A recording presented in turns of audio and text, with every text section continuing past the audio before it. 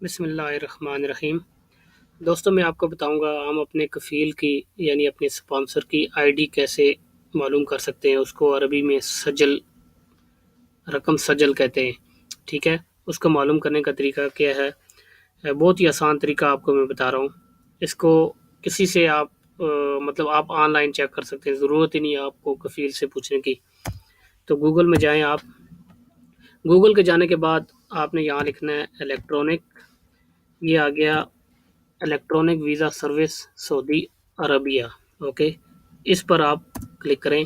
Click کرنے کے بعد جو پہلا ہی آپشن آ رہا ہے visa.mofa.gov.sa، اس پر آپ کلک کریں۔ کلک کرنے کے بعد آپ نیچے جائیں گے، یہ پہلا ہی آپشن ہے المواطنون والمقیمون، اس پر آپ کلک کریں۔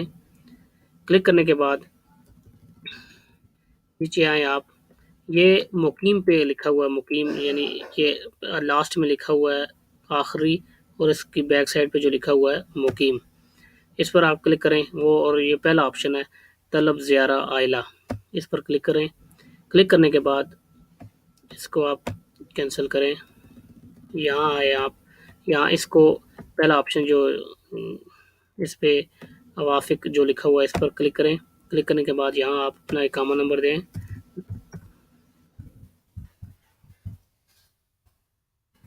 یہاں آپ نے لازمی اقامے کی ڈیٹ دینی ہے، ایکسپائری ڈیٹ، ٹھیک ہے۔ ایکسپائری ڈیٹ دیں آپ، اقامے کے اوپر لکھی ہوتی ہے ایکسپائری ڈیٹ، تو یہاں آ کے آپ نے ایکسپائری ڈیٹ دینی ہے، یہ دے دی آپ کو۔